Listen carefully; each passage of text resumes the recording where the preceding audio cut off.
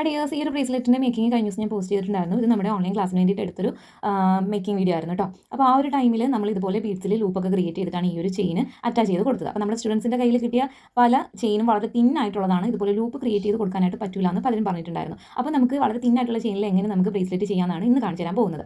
4 mm തിക്നെസ്സിൽ വരുന്ന 0.4 mm ആണ് തിക്നെസ്സിൽ വരുന്ന ഒരു കോപ്പർ വയർ ഗോൾഡിൻ്റെ ഇതുപോലെ എടുത്തിട്ടുണ്ട്. അതിലേക്ക് നമുക്ക് ഈ ഒരു ബീഡ്സ് ഒന്ന് ആദ്യം ഇട്ട് കൊടുക്കാം. അതിനുശേഷം ഇതുപോലെ നമ്മുടെ ആ തിന്നായിട്ടുള്ള ചെയിനും കൂടി ഒന്ന് ആഡ് ചെയ്ത് കൊടുക്കാം. അതിനുശേഷം നമ്മൾ ഇതുപോലെ തന്നെ ആ ഒരു അറ്റം നമ്മൾ ബീഡ്സിൻ്റെ ഉള്ളിലേക്ക് ഒന്ന് ഇട്ട് കൊടുക്കുകയാണ് കേട്ടോ ചെയ്യുന്നത്. അതിനുശേഷം നമുക്ക് ഇതുപോലെ കിട്ടും. അപ്പോൾ ഇവിടെ ഒരു ചെറിയ ലൂപ്പായില്ലേ. ഇനി നമുക്ക് ആ നീളം കൂടിയ സൈഡിലും കൂടി ഒന്ന് ചെയിൻ ഇട്ട് കൊടുക്കണം.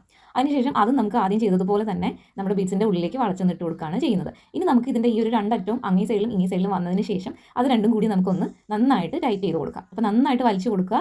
പ്ലെയർ ഉപയോഗിച്ചിട്ടൊക്കെ വലിച്ചു കൊടുക്കാൻ പറ്റും. നന്നായിട്ട് ടൈറ്റ് ചെയ്ത് കൊടുക്കുമ്പോൾ നമ്മുടെ ചെയിൻ ബീഡ്സുമായിട്ട് കണക്റ്റ് ആയിട്ട് കിട്ടും. കണ്ടില്ലേ. ഇനി നമുക്ക് ഈ എക്സ്ട്രാ നിൽക്കുന്ന വശം നിന്ന് കട്ടിംഗ് പ്ലെയർ വെച്ചിട്ട് കട്ട് ചെയ്ത് കളയാം.